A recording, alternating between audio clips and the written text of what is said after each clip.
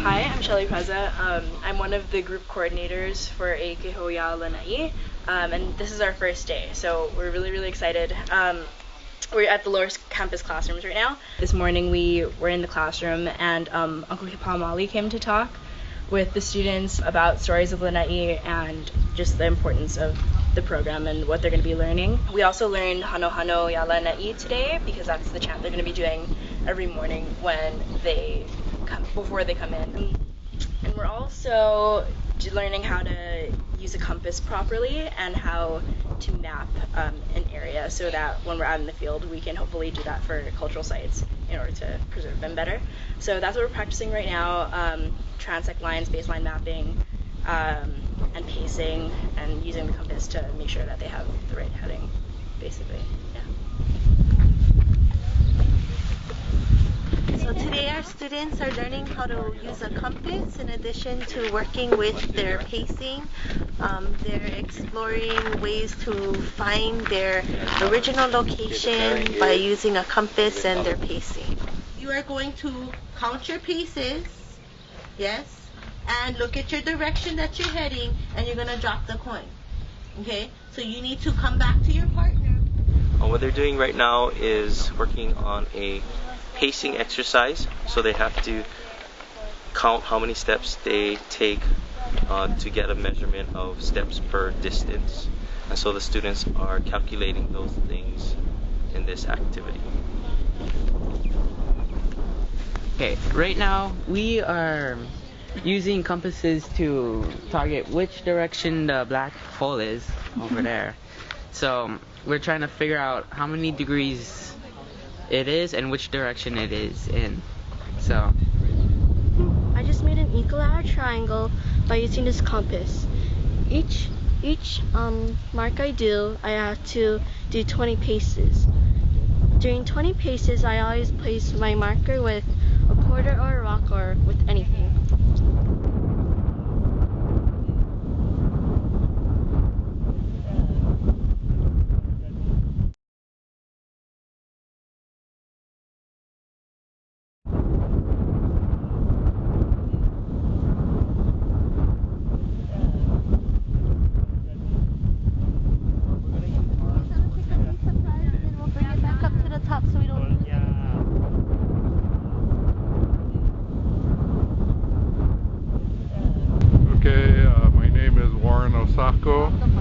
And the students are measuring slope and doing vegetation density along their line that they set up, and this is to gauge the erosion of the land.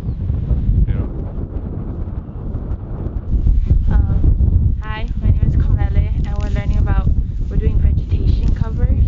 So we have a quadrant, and in each quadrant we're finding out how much percent of living plants, dead plants, and animal is in each quadrant. my name is Joseph, and the infiltration rate is how fast the ground can absorb it. We're using like wood, hammer, and the PVC pipe to pound it to the ground, and then we pour water inside the PVC.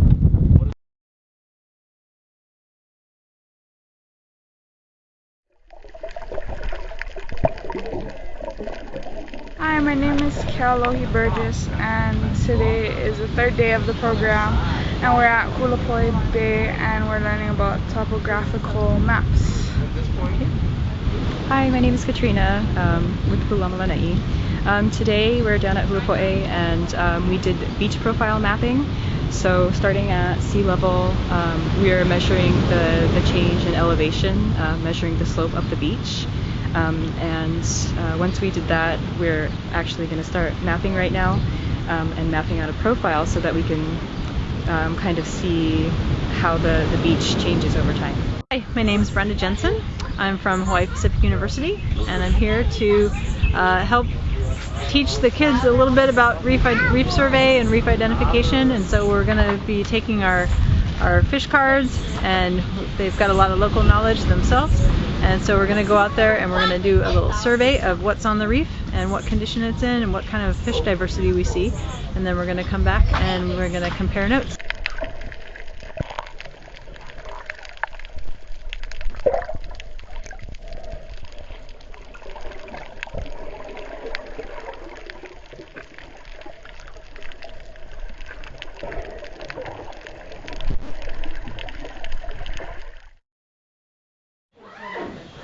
Anybody know what demineralizing is doing?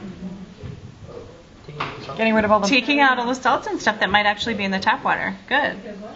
My name is Sabrina Hutchinson. I'm a junior at Hawaii Pacific University studying marine biology. I'm here with 13 other students. We're sailing between Oahu, Molokai, Lanai, and Maui, learning about ecosystem-based management, and we just got to Lanai today. And we're really excited to be working with the local students here and learning all about the island. No, it looks like we've been here for a minute. We kind of decided we're going to come out of different. Hi there, my name is Jeff Schell and I am a professor with Sea Education Association, and we're here partnering with Hawaii Pacific University, and we're really excited to be working with the students from the Lanai Field School. They got a great summer program going on, and it's been nice to have our students meet and interact and learn from each other. Today we were learning about how the Hawaiian Islands formed, so we talked a little bit about plate tectonics and topographic maps. They eroded so much that it was below sea level. Yeah, they're definitely doing it. My name is Brian Kuahiwi. We were dissecting fishes just to find important internal organs and anything that is useful to research. So one of the things that you guys are going to be testing for in the ponds is salinity, which is the measurement of the salt that's in the water. How much salt's in the water? Does anybody know how salty seawater is? Very salty.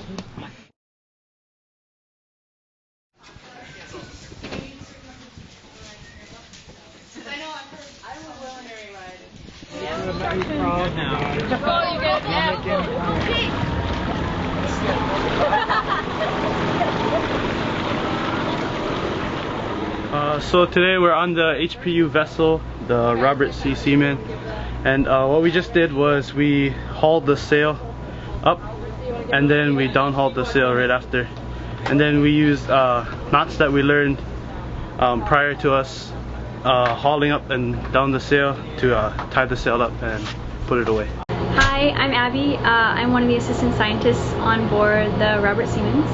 And so in lab we teach the students all about food webs and phytoplankton, zooplankton. And so the students are here throughout a really nice board of food. So I'll be teaching how to set, strike, and furl. So we have 9 sails on board, and we have multiple lines on how to control these sails. So we'll get everyone lined up on halyards, which are hauling the sails up, and downhauls, which we haul them down with, and sheets, basically, which control the angle of the sail to the wind. And they'll haul like animals on these halyards to get the sails up as fast as possible, and then we'll look at our work and identify the parts of the sail, and then once we're done we're going to get ready to do the exact reverse and haul on the downhaul. And once it's all the way down, we teach them how to furl it, or pretty much how to put the sail to bed and fold it all up so that it will not break loose in the wind or collect any water and look pretty. And that is pretty much the basics of all sailing, is how to set, strike, and furl.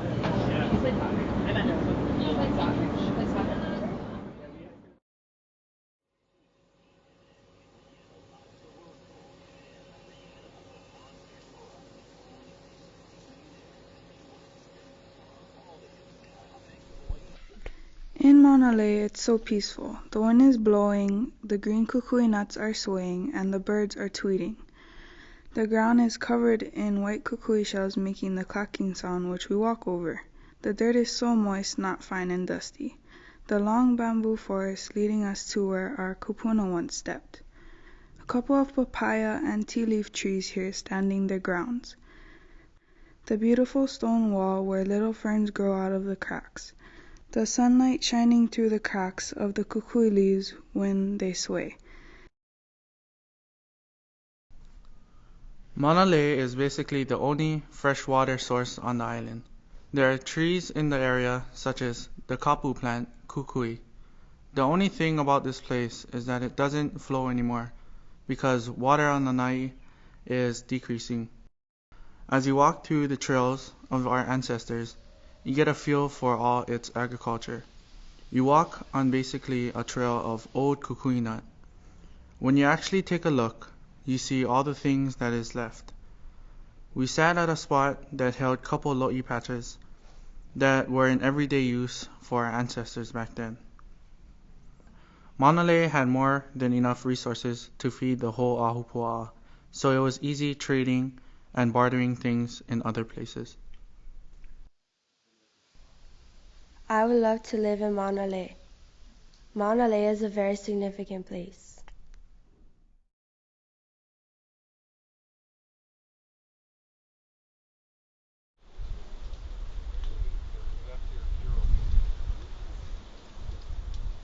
Okay, today we're at this archaeological site complex in Manale Valley. It's a pretty old site. There's a lot of the structures are collapsing, but we're having the students learn how to map the structures, and we're using a baseline mapping system to do this, and hopefully they'll gain more expertise in doing this type of mapping. It's commonly used in archaeological surveys.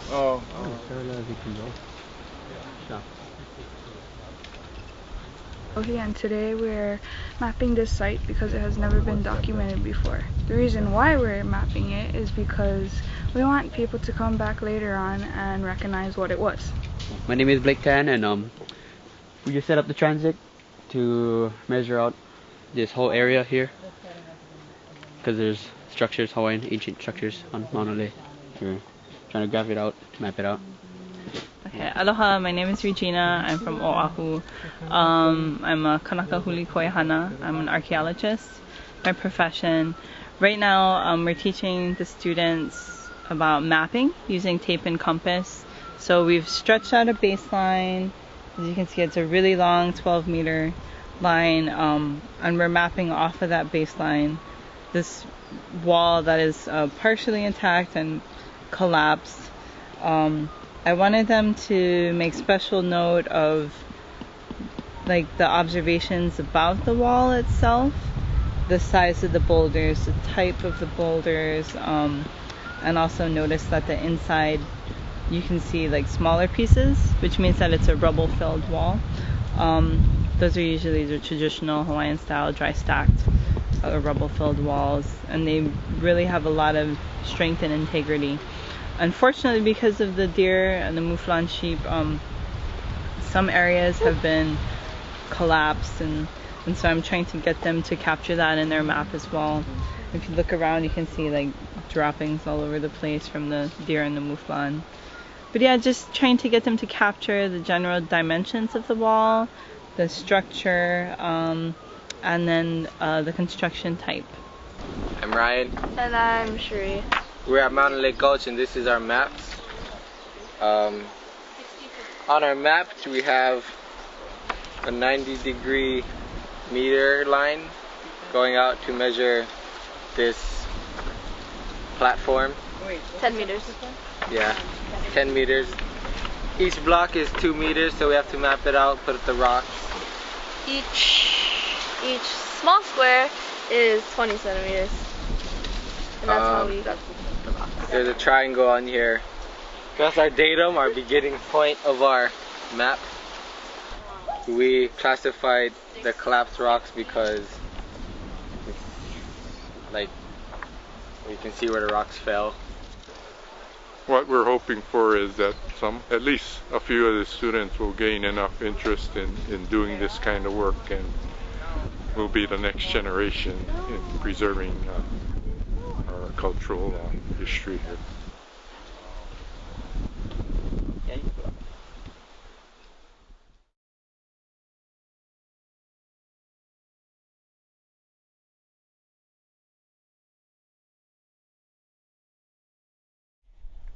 My first impression of the pond was pretty sad because it was really dirty and the pond was pretty deep. Like the wall was under the water. Basically, the pond didn't look like a pond anymore. When I basically saw it, it showed me that pretty much no one cared that the pond was there or everyone forgot about it. My thought was that maybe we should try to restore the pond and maybe stop a little bit of the runoff. Like put branches as walls to stop rubbish and a little bit of dirt. My internal impressions of the pond is that it is very dirty and has trash everywhere. My tubbies are filled with mud and dirt. People should not throw the trash wherever they like they own the place. There is also fish and crabs there, but the water and environment is in bad condition.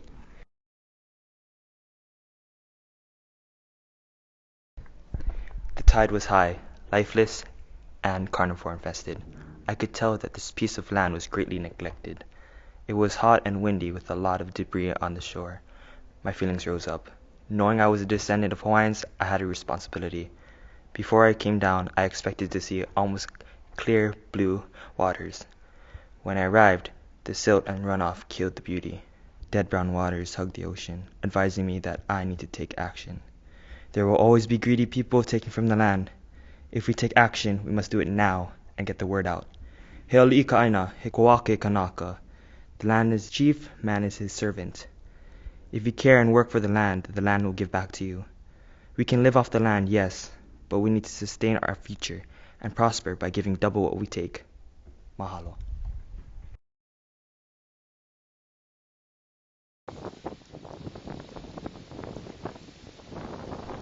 Today we are drawing up a beach profile for the Waiapai Fish Pond.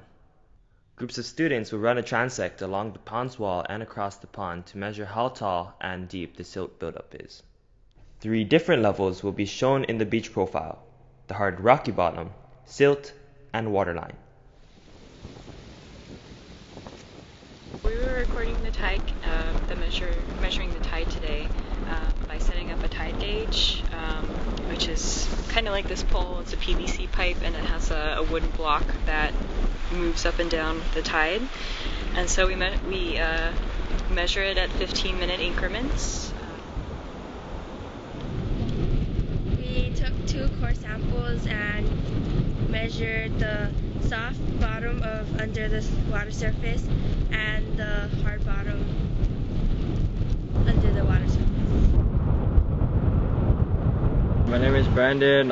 Today at the fish pond we surveyed the area for a fish pond wall. We found the depth of the fish pond by using this tool. It's 45 centimeters, 50, and it keeps going on. Go to the right. We were walking out at Waiapai Fish Pond and we were group C and D with Regina. We were walking horizontal ways, poking PVC pipe into the ground, seeing the sediment and seeing how deep the soft sand was to hard sand from the surface of the water. And then we were walking back, and this is what happens when you put your finger under a hole. You bit me. We were measuring the shoreline and doing the beach profile. We did that by using 2 poles and measuring the length of positive and negative. So we measured it to measure the temperature and the height of the low tide or high tide.